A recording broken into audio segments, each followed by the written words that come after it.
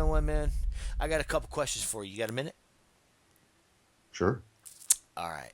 Now, I was thinking uh, the other day about this Genesis thing. We went over the Giants quite a bit, and I got some questions, man. I know you're a historian of very. I mean, dude, I've never heard anybody who can just. Carry on. I mean, no. Well, I mean, I'm like looking at all this stuff, and I'm going, man. You know what? I've heard this. I've heard that. I've heard this. I've heard that. But I have never heard most of what you actually, the information that you have to offer. Mhm. And it's so valuable to me. You know what I mean? I just, it's just, it made my head spin the first time we had one of these serious conversations. And, I was thinking to have questions about this, man. Now, this is a question. It's a fundamental question about the book of Genesis. And I know that maybe that's not your forte, but I know Kick it around. history is, so Right. I'm sure you probably have something. And I look at the situation and it's like this, man. I have a lot of different questions about the origins of the Hebrews. The Oh, origins of the Hebrews, okay. the actual race, the actual race, the ethnicity, Oh, the okay. Hebrew origins, and it seems to me from Because looking at the book, well, first, we let me stop you. The first thing is we're not going to use the word race. we're not okay. We're not because technically, that's part of the propaganda. Uh, Oh, there is no scientific basis for different quote races amongst Homo sapiens. well, that's awesome. So there there's only one race. So scientifically, whether a guy is from the African Congo or whether he is from Brussels, Belgium, or Santo Domingo, Chile, all the same race, Homo sapien. right? Okay. So have it now. Okay, but I certainly get your point. But go ahead. So Yeah. So the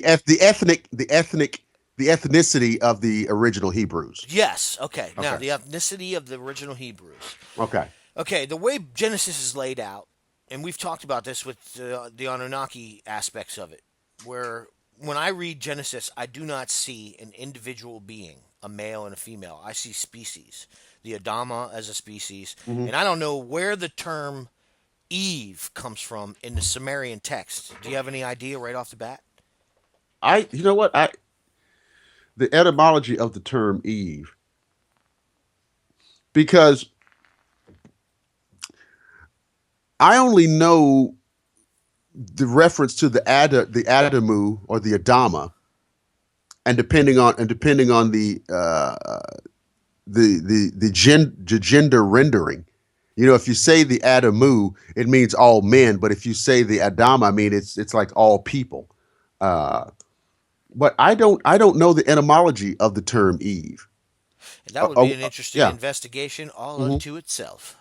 Uh, So right there we have mystery number one, okay. right? Would you say?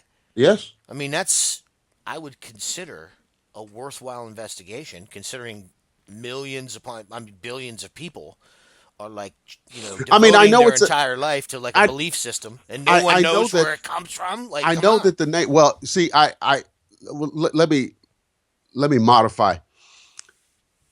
I don't know that it has.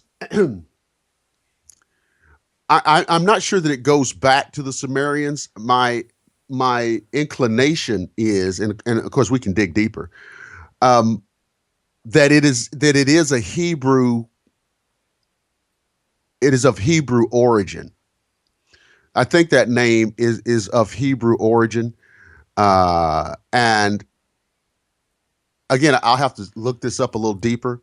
Well, let And me I, ask you I, this in I think it, regard. but I think it's specifically referring to a female because I think that the word is translated into something like giving birth or having life.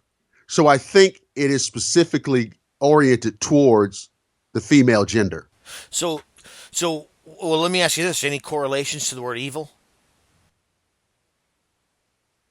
I don't know, but I don't think so. in regards to like the serpent and the whole thing, the whole metaphor that's used there? I don't think so. I think the Okay. word. I think the word, the Hebrew word, is a name. Okay. And again, man, I'm just Yeah. asking Yeah. questions, and I look like Yeah. I look at it like this, man. No. If I think I have all the answers, I'm dumb. So I'd No. No. rather No. ask all the questions, and I think it's important because I know a lot of other people out there Hmm. probably have these same questions. And looking at the Book of Genesis, Hmm. what I see is that aside from the very beginning with the 7 days of creation, Right. then we move into the species creation, Hmm. right? Man. Then suddenly, out of nowhere, it just becomes Hebrew. It just becomes Hebrew. And that's where my confusion begins because that's where I believe the elimination, obviously before that probably, but you can definitely tell that there's been some information removed. Oh well, let me tell you what that is. Let me Okay. tell you what that is. Uh, when a group of people, when a cultural group are crafting their origin story or the origin story, because every cultural group presents the origin story of the world as theirs. And what they do is they make themselves the focal point of it. So when the Hebrews were crafting their origin story, of course, they put themselves as the focal point of it, as if they were the essence of creation. Okay? Don't So don't you? Okay. so the inference is that we were the first people. We were a product of creation. So when you see these weird lineages in biblical writings, so and so was the son of so and so, so and so is the son of so, and all the way back to and so was the son of Adam. Well, that's what they're doing. They're making themselves the focal point of this creation. But now here's where now that we're at this point. Mm-hmm. So they're the focal of creation, but then suddenly, and I don't mean suddenly, but generations, maybe a few generations later, Yeah, somebody's in Egypt and traveling to Egypt and yeah, going to be in Egypt, yeah, and there's a I need to lie about my wife and protect her, as pretend she's my sister thing going on, yeah. because I don't want them to try to take my wife and Right. do something to her. But there's an entire civilization there.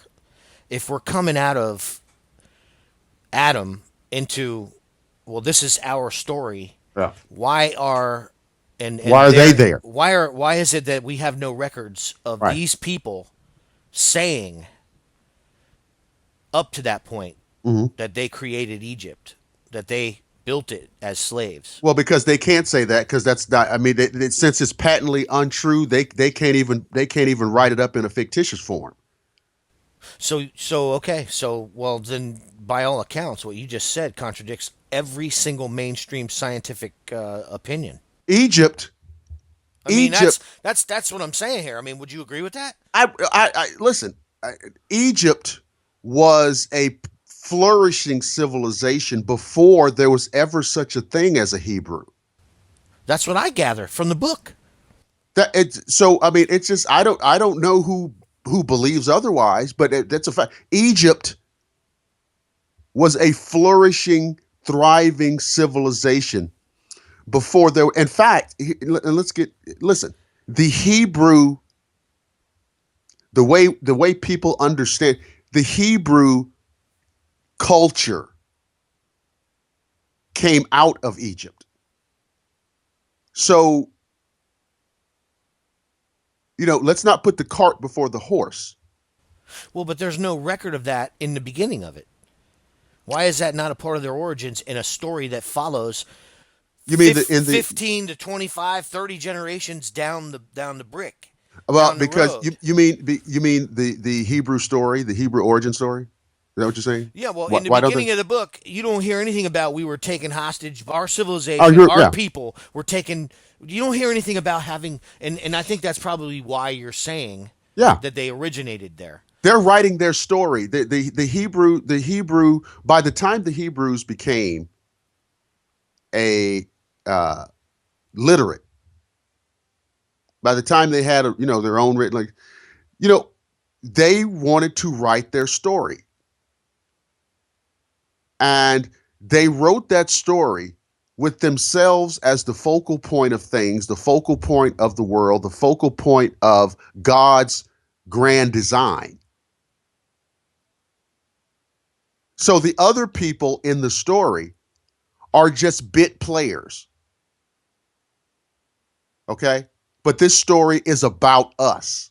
Well, I mean, not only are they bit players, but they're also victims. Yeah. Yeah, that's what I'm saying. So I mean, it's you've got to understand where Hebrews come from and what their actual history is. But the Hebrew, the way people understand they come out of Egypt. It comes from Egypt. So my point is this. Let me But and here's my thing okay. though. Okay. The beginning contradicts that. It absolutely contradicts that.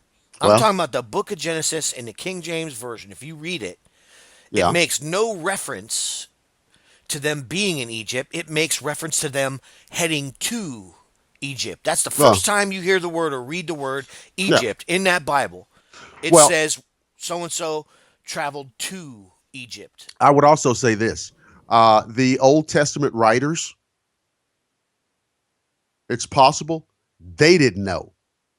Ah, You have okay. to remember that. I mean, look, the New Testament writers didn't know Jesus. They were writing after the fact. That's right. That's right. Yeah.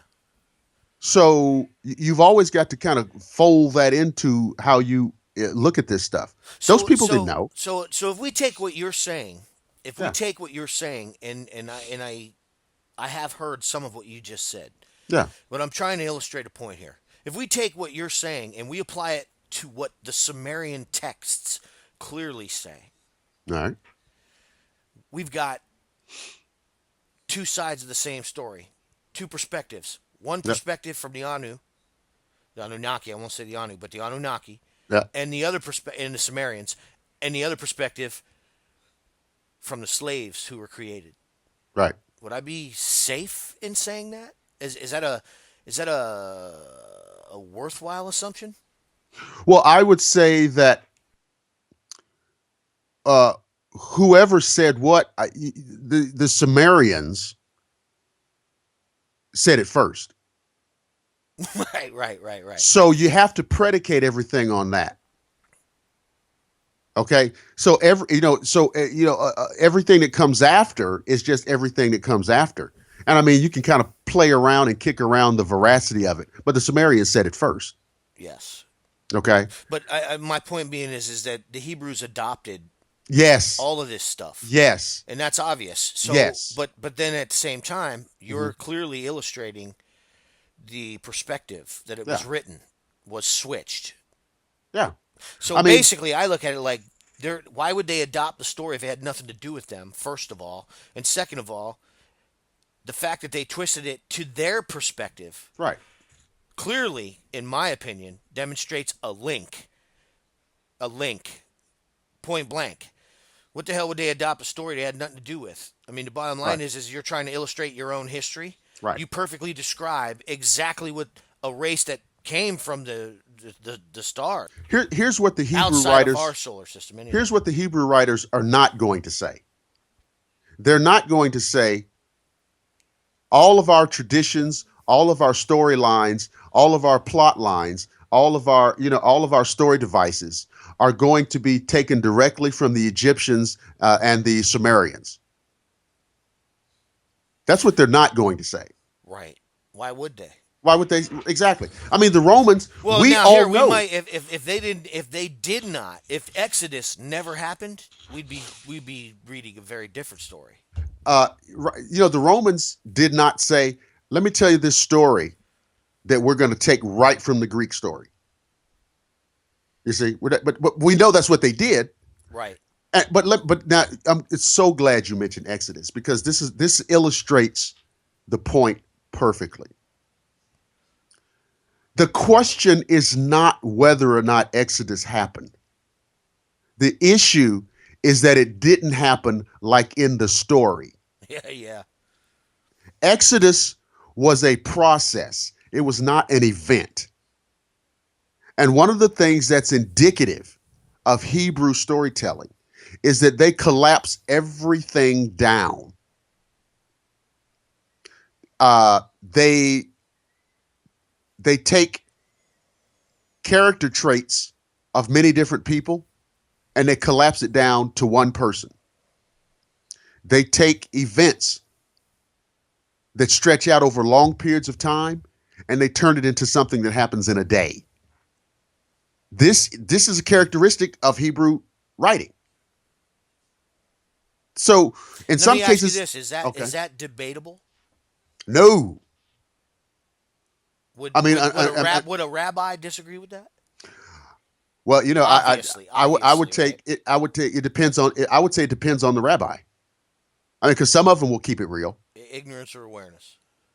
Some of them will just kind of, some of them just kind of stick to the story. I mean, it's just like any clergy from any group, Right. right? Some of them will keep it real with you, and some of them will just, have a prepared statement for you.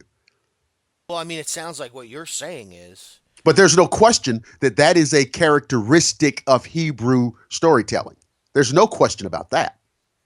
right. I mean, if you read text or lore or legend or the history of any ethnic group, any cultural group, they have certain signature characteristics. Hebrews are the same way. So it's not debatable that that is a signature feature of how they wrote things. And they did it because it simplified things. The Exodus was in fact a very long process, a very long series of events where these individuals who were Egyptians and who had formerly adopted the philosophy of the one God postulated by the heretic king Akhenaten. Because you must remember, it sounds crazy now, but there was a time when the concept of only one God was considered heretical. Mad. You're insane.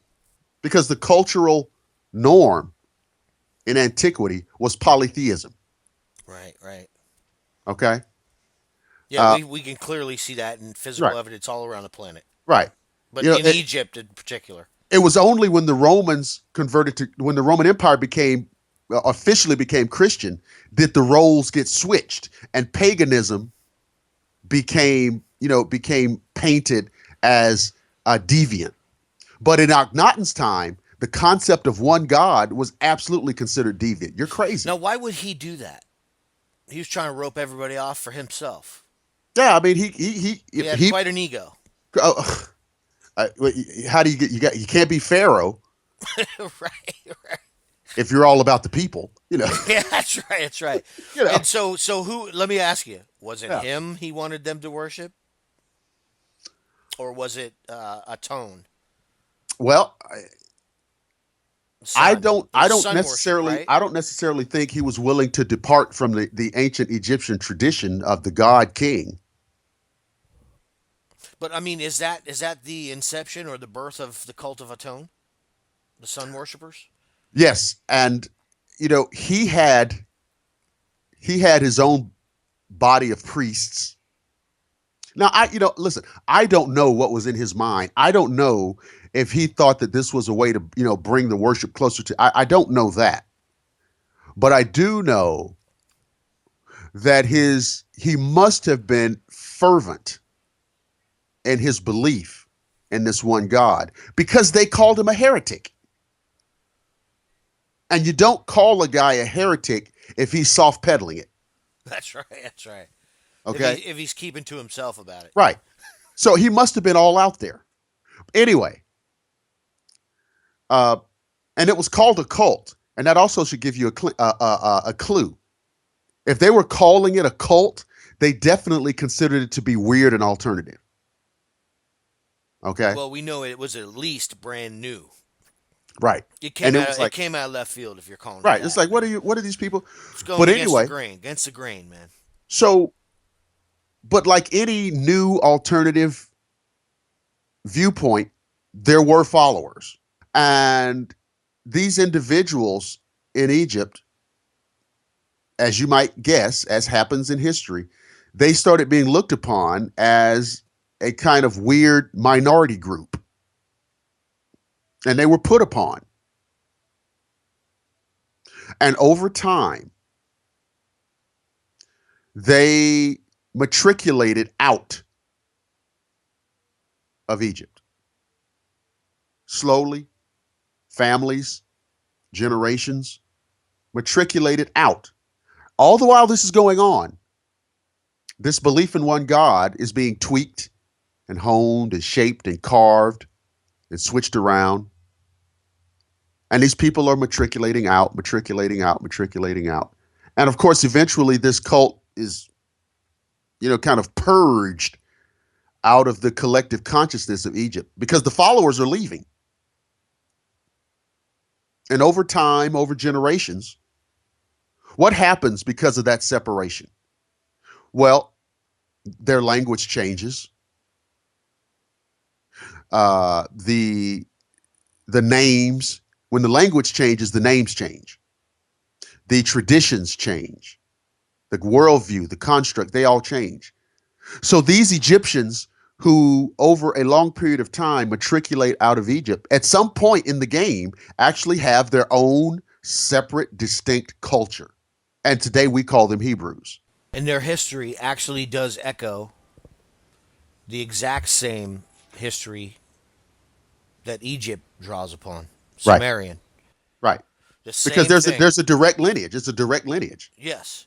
And that would make perfect sense. Yeah, direct Perfect lineage. sense. Perfect The sense. the Hebrew language and the ancient Egyptian language are corollary linguistically. They're corollary linguistically, and that makes sense because it's a direct descendant. They're direct descendants. They're first generation relatives. Well, that does, in a sense, mean that Genesis was written like a Quentin Tarantino novel. Right. So parts of it happened later, parts of it happened, and they're putting it in the front, and then this Yeah. one switched around to the back. This is a Tarantino movie. Yeah. I Yeah. mean, no disrespect intended, but I mean the Well, I bottom didn't line know. is that that's how he does it, you know. Right. Yeah. And it's almost like it's done that way to make it more interesting. Exactly. Exactly. Well, listen. I mean, don't fool yourself. Uh, there absolutely was an entertainment quotient in these writings. You live in an era in history where the only real entertainment is it's like oral tradition, storytelling. So And you have it's that new fascination now with reading. yeah, remember that? I'm sure that was like Yeah. very few people had access to that. I'm sure. But there is an entertainment quotient to this. You know what else too? When you start drawing these corollaries, it's very simple to understand now that the Egyptians were, based on this information, Mhm. they were absolutely a part of the Anu, the Anunnaki. Oh yeah. Because Anunnaki talk about creating the Adama, and we have Adam, and they're talking about, you're talking about them being Egyptian, but being Oh yeah. slaves, and clearly Sumerian texts talk about a rebellion of Egyptians and the creation of new slaves Hmm. using beings that existed here on this planet. I mean, we're talking about Egypt being far more advanced than anybody Oh yeah. calculates. Oh yeah. far more advanced, which really is exactly what Sitchin says. Far more advanced genetically. I mean, this is fascinating, See, and this is not a secular view. You will not hear this in Sunday school. That's not the way it's laid out. It's laid out like a damn Grimm's fairy tale. You know what I mean? yeah. I mean, and see, if you have to be willing to push the ancient Egyptian civilization back to what we call like zero dynasty. Uh, and when you do that, what you see is they absolutely were contemporaries of the Sumerians. Just a different, the we're talking about with the Egyptians. You're talking about Northeast Africa versus the Tigris Euphrates region, which is now Iran, Iraq, that region. But when you push it back to the Zero Dynasty, and see, that's why I think there was always a secret desire on the part of some folks to try to push up the origins of Egyptian civilization, so they could just run it and just say, well, first you had the Sumerians, and then no. They didn't want to push it back to where it needs to be because they didn't want anybody talking about the Anu, and that they didn't want to do that because that's what happens. So we're talking about not consecutive but concurrent Concurrent, civilizations. concurrent. And it's interesting because now what we're looking at is more verification of what Sitchin says in translating is that the Dome of the Rock is centrally located down there, and it's very significant because it's where they came. So what we're looking at, in fact, and I believe, based on what Sitchin says, is that that's where they landed, and that's Right, why the place is considered sacred. But if that's where they landed, that's in fact a closer proximity to Egypt right, than Sumeria. right. So it makes perfect sense that what you just said, that they don't want to push the date back. We Right. may actually have the shit backwards, and it was the Valley of the Kings that was built first. See, that's why. See, I think the interest. See, I think the interesting stuff in Egypt happened right before what people like to traditionally call what pre-dynastic and the early period, which means 3100 BC or later. So I think the real interesting stuff happened before that, right? So we don't want to push it back that far. I think the real interesting stuff happened in what's referred to as the pre-dynastic period. So they know the pre-dynastic period is real. They just don't want to go into it. Yeah, the when we say the pre-dynastic, or some people call it the early dynastic period, it's traditionally categorized is between the early Neolithic period and the beginning of the Pharaoh monarchies, starting with actually what they refer to in kind of a comic book form as the Scorpion King, Narmer Menez. Yeah, yeah. Oh yeah, oh yeah, But now, is that could we draw a corollary in that to the actual construction of the Valley of the Kings? Is that why? Because we're looking at suddenly we've got pharaohs. Well, you don't you can't put somebody up front until you have the place built. You understand what I'm saying? yeah, Where are you going to put him? He's got to be above. He's got to be above. He's got to be able to look down. Just in the nature of deification, he's got to be able to look down.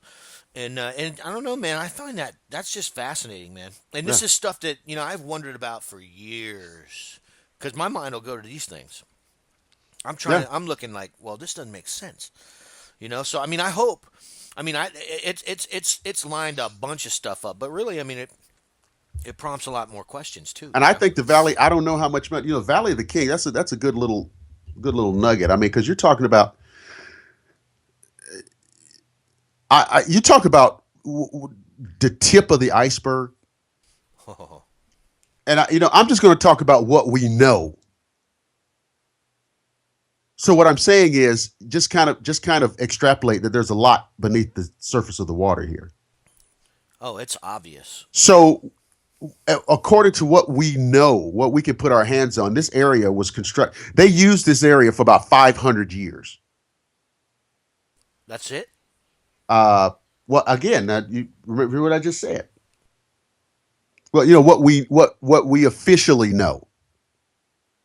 Okay, what we officially know is that it was used as burial points for nobles uh, from the 18th to the 20th dynasties. All right, Let me ask you a question. all right. The sarcophagi Yep. that are found above ground, the ones that have been found. Let me put it that way. Mm-hmm. Do you think that they're the pharaohs, or do you think they're the guards of the pharaohs, and that the pharaohs are in the sarcophagi under the ones we've been hearing about from the Black Ops people, the 30-footers that are underneath the pyramids? I would say that that's probably the way it is. I would say that the real nobles are down below. Because I mean, if you look at how they did things, weren't they also a culture that would have people travel with them? They took Oh things yeah. with them into Oh, the next world. the Egyptians carried the term entourage to the extreme.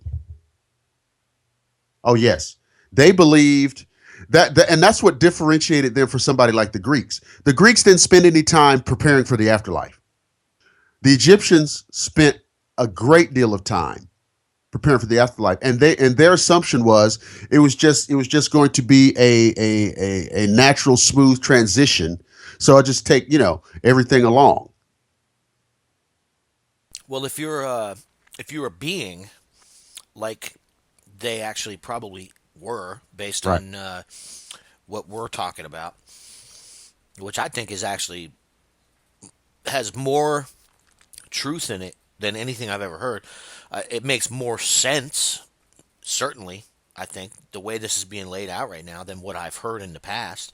Mhm. But the bottom line is the information that we hear, that we've learned, that all of us have taken, has only prompted more questions that will not be answered. This is answering questions, and it makes sense. I mean, whether or not it's true, obviously we can't prove this stuff, Right. but in just laying it out the way we have, it jives more with what's written in stone than anything I've heard my entire life. Right. I mean, it's incredible, absolutely incredible.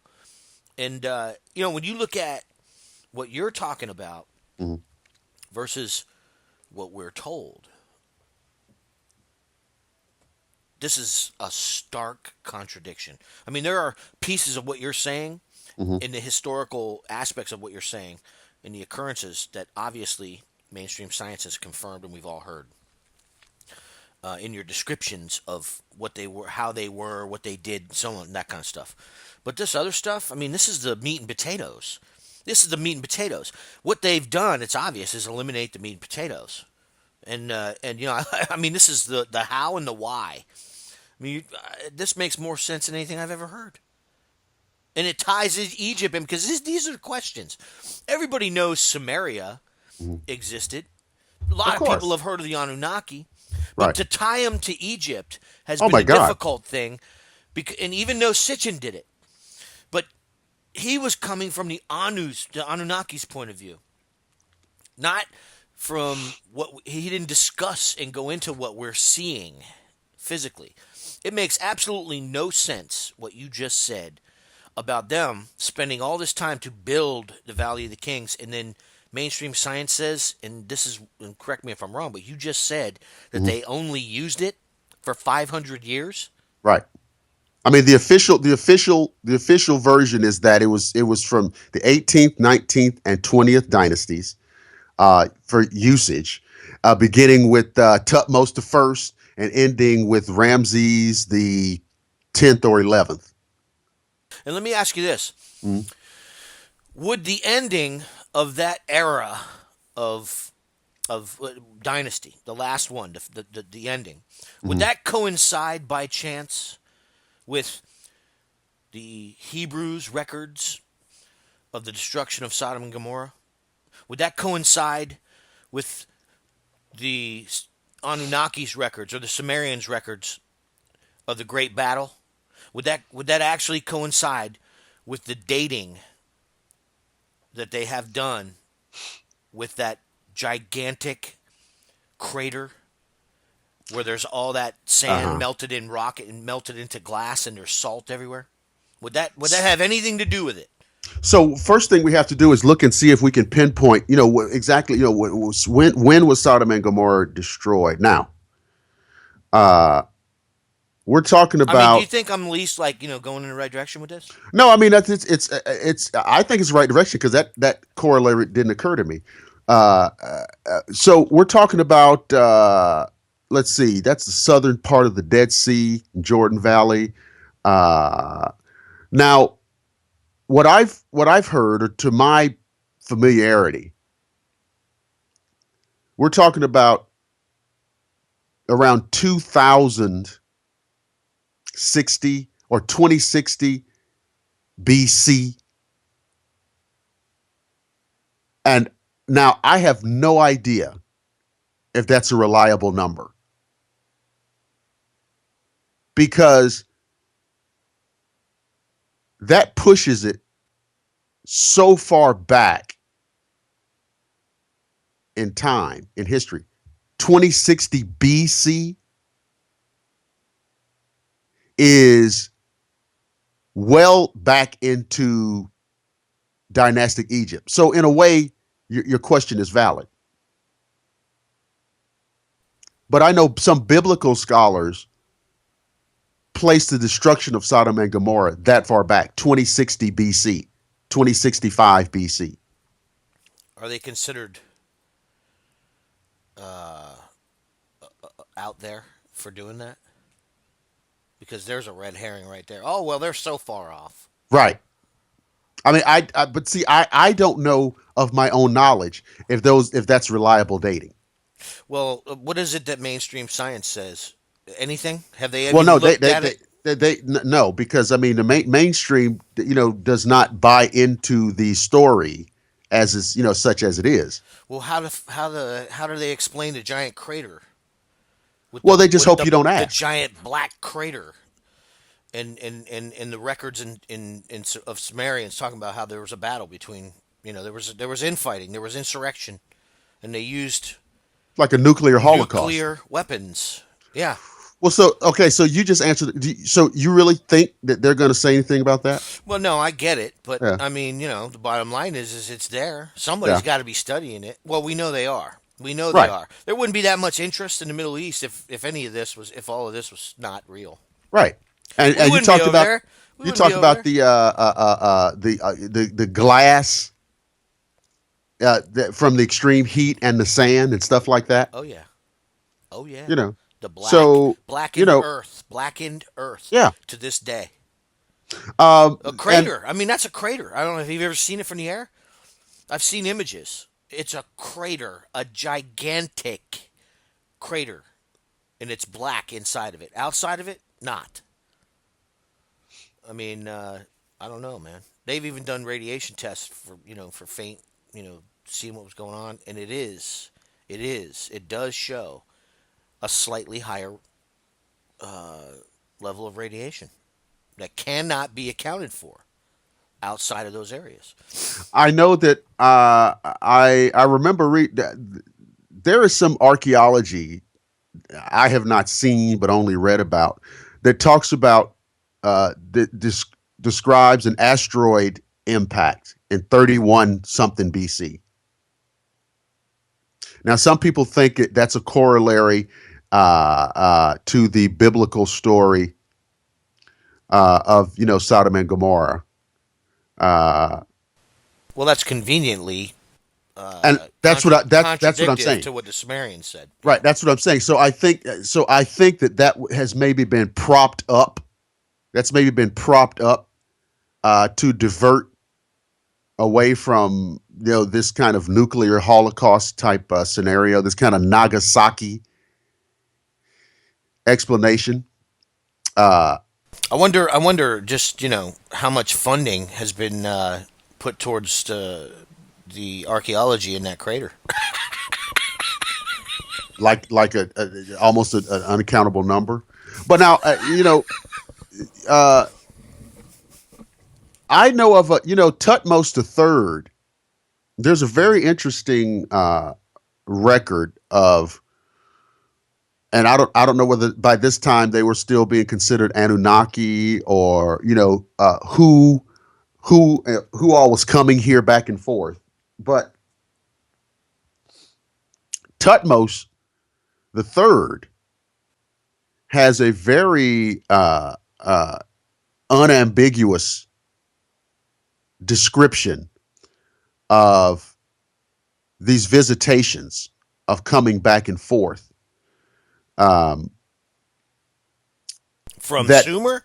no, from elsewhere, landing, taking off and landing. Really? Um, Let me. It's yeah, Tutmos the Third, and this is part of the Annals of Tutmos the Third, 1504 to 1450 BC. So here's a little description for everybody. In the year 22 of the third month of winter, 6 hours of the day, the scribes of the House of Life found a circle of fire coming out of the sky. Had no head, the breadth of its mouth had a foul odor, its body 1 rod long and 1 rod wide. It had no voice. The hearts became confused, and they laid themselves on their bellies. They went to the Pharaoh to report it. His Majesty ordered, all of which is written in the papyrus rolls of the House of Life. His Majesty was meditating upon what happened. After some days had passed, these things became more numerous in the sky than ever. Did you just say than ever? Than ever. They Indicating shone. indicating that that kind of phenomenon happened before. Right, exactly. They didn't say, oh my God, this is the first time this has ever happened. They said it became more numerous in the sky than ever. They shone more in the sky than the brightness of the sun and extended to the limits of the 4 supports of the heavens. The army of the Pharaoh looked on him in their midst, looked on with him. Okay, looked on with him. Now that suggests to me that they mobilized. Oh man. Come on, man. Something Right. happened. Something came out of the sky and landed, and they freaked out The and army of the mobilized the Pharaoh. army. The Pharaoh, it says the army of Pharaoh looked on with him. Thereupon, these objects ascended higher in the sky towards the south. The Pharaoh caused incense to be brought to make peace. And what happened was ordered by the Pharaoh to be written in the annals of the House of Life, so that it be remembered forever. Now, this is a scribe that wrote this. Yeah, Pharaoh's scribe. it said yeah, the year 22 of the third month of winter, 6 hour of the day. The scribes of the House of Life. So, So wait a second. What I'm hearing is, Mhm. and this is Oh really yeah, strange here. oh Man. yeah. Now I'm gonna let you lay this one out. Go ahead. No. I mean, but that's the long and short of it. I mean, but But so it sounds like that. But it just sounds like Mhm. even even the Anunnaki Mhm. were being visited. Well, that's what I'm saying. So I mean, that we see. So who is this? Who are these visitors? Who Well, is this? there's the golden question, the $1 million question. That's $10,000 question there, isn't it? So I mean, but what that means is there's multiple layers of interaction here, Oh my God, because whoever this was caught Pharaoh by surprise, that's amazing, man. and he mobilized his army. Because you can picture it in your mind. The scribes have this information. They go to Pharaoh. Uh, Your Majesty, what are we going to do? Mobilize the army. Batten down the hat. What does it Mobilize the say? What army. does it say again about the size of these craft? Well, okay, it says, and we have to kind of nail this down. One rod, 1 rod long, and 1 rod wide. So that is different than the Old Testament term of cubit, which is I don't think applicable here. So Could that be a block, like the uh, length of a city block? it could be. Let's see, a rod. I Are we got some. talking about a building or buildings that came out of the sky? That's a good Because question. I don't hear any reference to circumference. No, they say it's so and so long and so wide. They're describing giant squares. Yeah, yeah, like a bored cube. Yes. Okay, That's interesting. um, and it gets down to just like we said the other day. A Roman mile among the ancient Romans was slightly longer than our modern day mile. But even if it's only slightly off, it can change measurements significantly.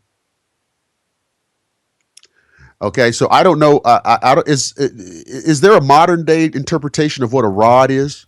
I'm actually going to look it up right now. Yeah, look it up because I don't know, and I certainly don't know what it was to them.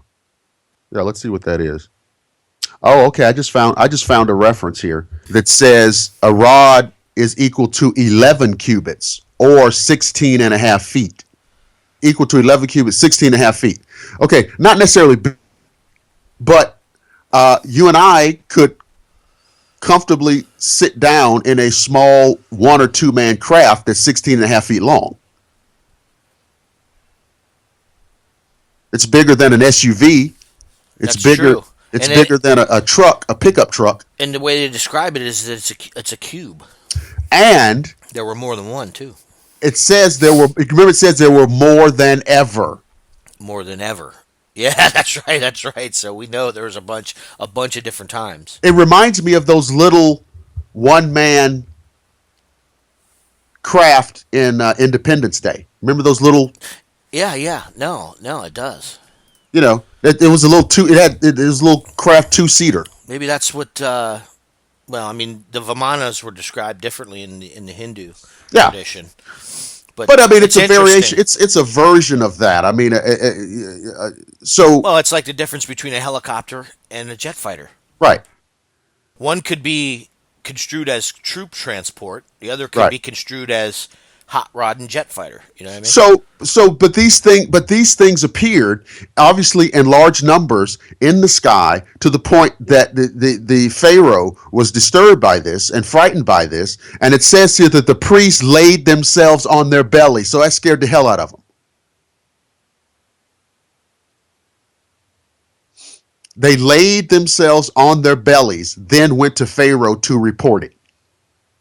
We're talking about Egyptian priests. Yes, scribes of the house of life. So they were so undone by this that they were cowering on the floor. That's amazing. And then, as soon as they got their wits, they run to the Pharaoh. And then it says the Pharaoh meditates. Now, I imagine that this was not a long, drawn-out meditation. No, I'm sure he just started. He just grabbed his chin and started thinking, "Oh boy, Right. oh boy, what do we Okay. do here? What do we do here?" And they extended to the limits of the 4 supports of the heavens. That means they were everywhere. Oh, it's an invasion. Oh, well, that explains his response. Right. Equally measured.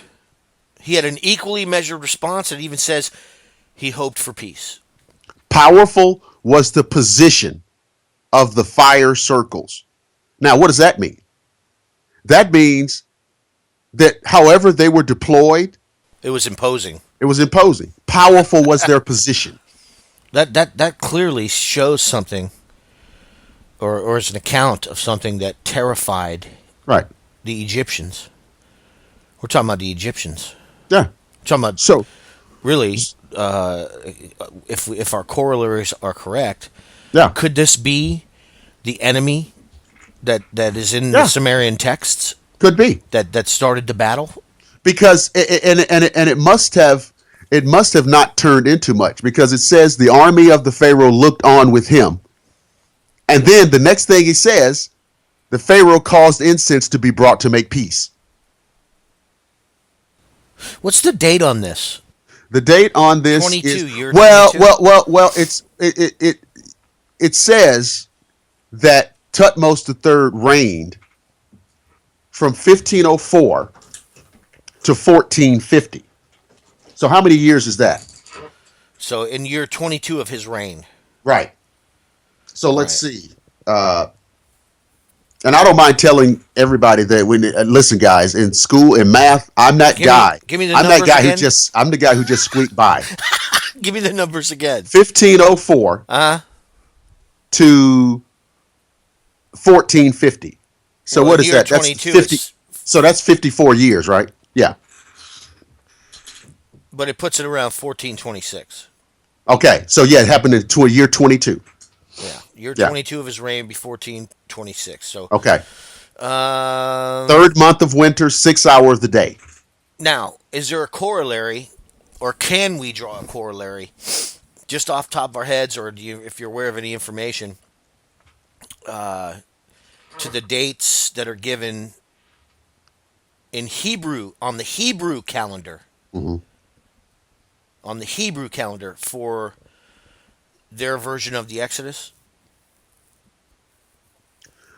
The dates the I'm dates. just curious to see if whoever this was that Yeah. they described as a pillar Oh. had anything to do with these cube things that are described by this particular pharaoh. Oh, that's a And maybe they prompted rebellion. The slaves were waiting on something like this to happen, and next thing you know, maybe they sent in some recon. I mean, this is a lot. I'm thin here, buddy. I get right. it. But the bottom line is confirming dates, man. I mean, and we have alternate timelines. There's some dates, and and now you got to remember something. Now there is, a lot of times this depends on who you ask. I mean, you got these strict evangelical, which is just they're trying to make everything fit into a very narrow parameter. But Right. the conventional dates for Exodus, and it's a huge. It's like a 200 year. I mean, between 1450 and 1250 BC. Well, Okay. that's that's 1,000 years. That's over 1,000 years, isn't Between it? 1450 and 1250 BC. Oh, I see. Okay, okay, okay, okay. I You see what I'm misunderstood. I saying? misunderstood you. Yeah, it's a Yeah, couple hundred years. right.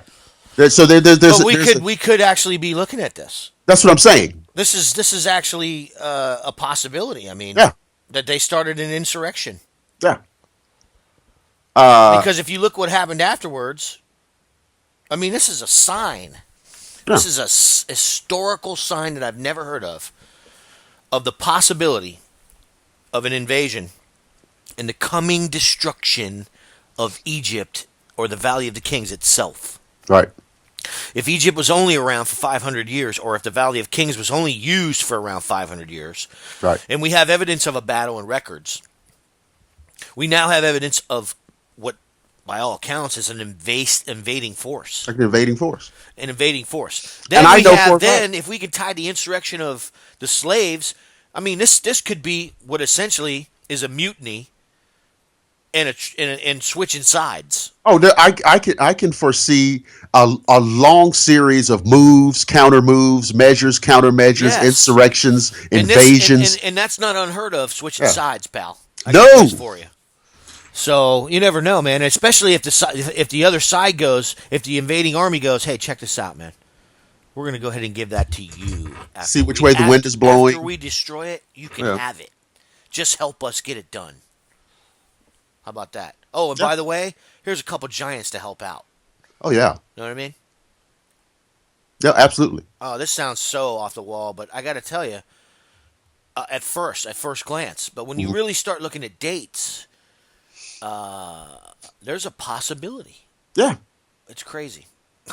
Yeah. And that's why I wanted to and bring out this Egyptian angle with these things coming and going,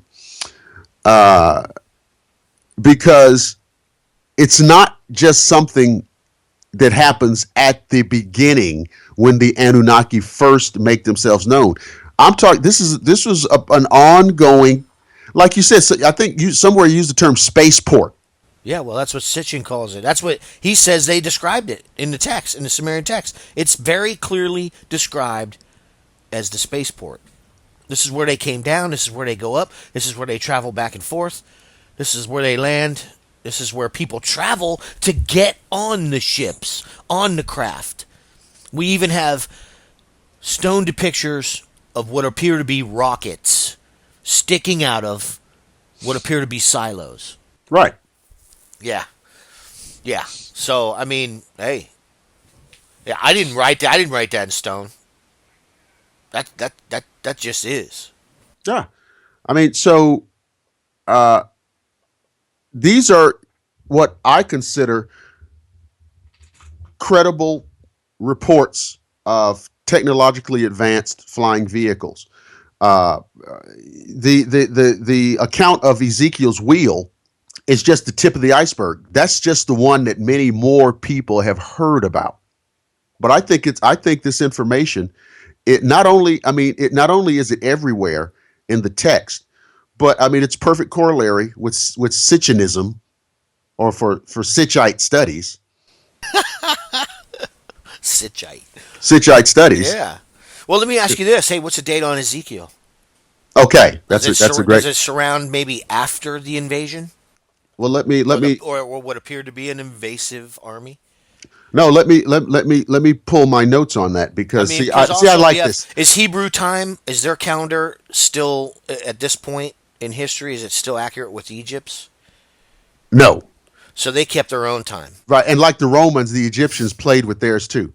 Oh, jeez. Let's see. Let me pull my notes. See, I like this because we can, in the conversation, we can do like real time This research. is what I'm all about. I love it. Yeah. I'm with you. Uh, I'm firing on all cylinders on this. let's see. Let's see. All right, because I know that in the text, he uses some kind of esoteric dating mechanism. It says, let's see here, uh, cross references, vision of four wheels.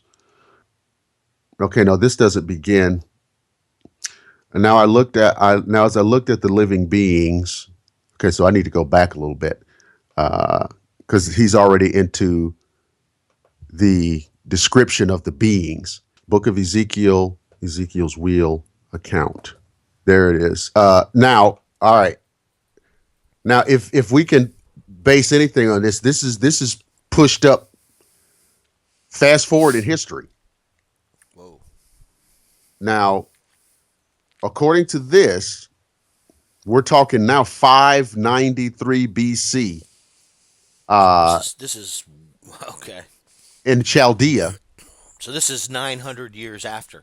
This is Chaldea, which is modern day Iraq. Would you say that 950 somewhere in there? Yeah, 900 to 1200 years. yeah.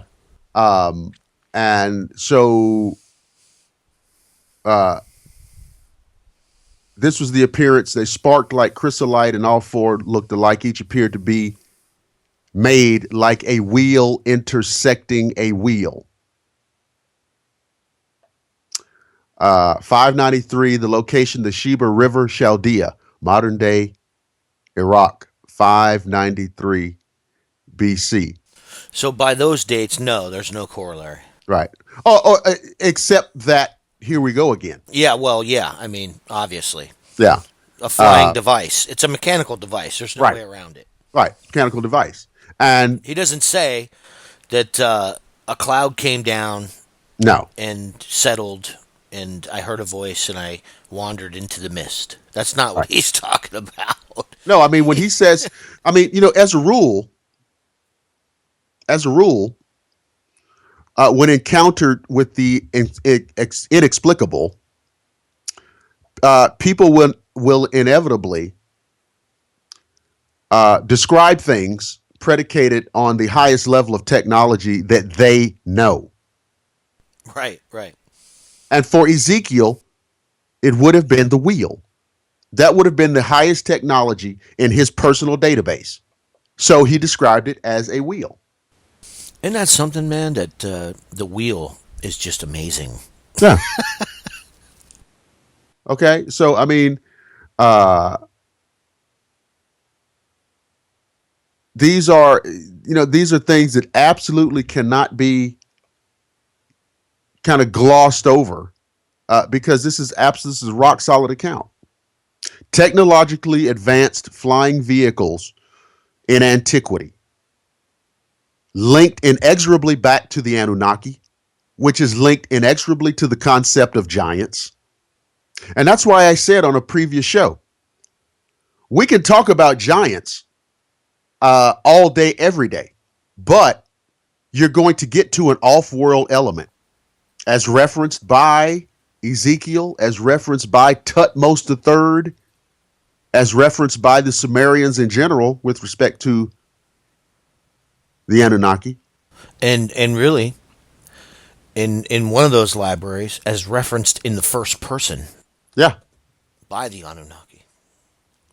And we're not through with these. We're not through with these sightings in ancient times. Don't even think that, folks. We're not even through with that. I just kind of pulled out one that was kind of compelling. Well, it definitely blew my mind. I Yeah. mean, I look at that little investigation that we just did and where it led us. And that's the beauty of history, man. Right. That's the beauty of actually taking the time to investigate, man. You never know what you're going to learn. History and the way it's been presented is just so not what it is. It's so exciting when you start doing an investigation like this. Man, what we just did was awesome. All right. This is a little quick mini investigation. Yeah, man, you start pulling things out. I had no idea that there was an actual pharaoh that faced an invading army of flying Yeah. ships, Yeah. Apparently cubed. cubed, from their description. Yeah. I mean, come on, man. That's a pretty simple description. And it's funny So because that's been echoed. That same type of craft has. I've seen footage of that on the internet. A sure. cube. I'm not kidding. A cube. Oh no. I'm familiar with that. Yeah. Yeah. And that's interesting, man. But but but because we know what we know, it's not that surprising that you have a modern day, a contemporary video, contemporary photographs of cube configured ships Yeah. Yeah. because we've already heard this. Yeah, We've already and heard in point this. of fact, seen representation of it. I mean, that one video, man. This guy, I don't know where it was, but it's like Middle America, and he's just on his cell phone going, "What?" Pointing it up in the air. It's fascinating, man. I may save it for another show, but we have similar reports from the Romans. Oh yeah. Yeah, we need to definitely get into that on another show for sure, We man. we we, I we don't need want to, to let any branch of no. this go. No, we're going because I mean obviously the Romans are in this up to their necks. Yeah, yeah, for sure. And it's funny because you brought up that Akhenaten stuff. Yep. Next thing you know, it's being spun. The next thing you know, it's spun this way. We're looking for corollaries. Right. Excellent show, man. Excellent show. I learned a lot today. Thank you for answering my questions because the bottom line is I have a curious nature when it comes to history, and man, it's funny because had I not looked into any of this, I'd still be asking the wrong questions because Right. it's only when you ask the right questions that you're able to get new You information. can draw down and narrow down on this and really get right to it. That's right. I mean, I'm quite sure that that's why most of the programming we see these days, and for as long as programming existed, really is geared to prompt the wrong questions. Right. I mean, we're not. They're not going to present information to us that's going to get us on an investigation like this one. No. That's not happening. You're No, not getting that information in public school, folks. The Sumerians invented writing, and now on to that's right. it. That was my high school education on the Sumeria. When I was in, listen, when I was in, I don't know what grade, elementary school, and we kept asking when we looked at the studying the Egyptians, and like people would say, well, why, in their drawings and on their artwork and on their statuary, not the statuary because that's 3 dimensional, but on these 2 dimensional representations, that they're always like turned to the side, right? Like they're standing. And I remember my teacher saying, well, they did that because they didn't know how to, you know, do a frontal representation. And I'm like, wait, I said, whoa, whoa, whoa, whoa, whoa, whoa, whoa, whoa. Then how did they do the statues? Exactly. Because you can't have a flat statue. There's no 2 dimensional statue. Burial masks, statues, all kind of stuff. And but that's it. But that's an example of this. It's because you know what she wasn't going to say. I don't know. Right. Well, that is an excellent question. Did you ever get an answer for it? No, I mean, I well, It's just the an arbitrary example, Mark. Lighten up. yeah, no. But well, I said it that way because the real answer is Oh, just man. it's just it's stylistic. It's It's just the stylized. way it is, pal. It's the way they, I Yeah. mean, it's like the Greeks did their statues in this very idealized way, and there was nobody in ancient Greece that looked like those statues. But Right, and not only that, but didn't they? Were those carved, or did they actually use the presses? The rolling like Samaria, they had the tumblers, the rollers. well, the Greeks. I mean, the What the Greeks. hell is the term for that? It slipped my mind. I don't know. The inscriptions were on a a tube, and they would roll it And they across the kind of clay. rolled it across. Right. Yeah, I can't remember the name of it. Damn.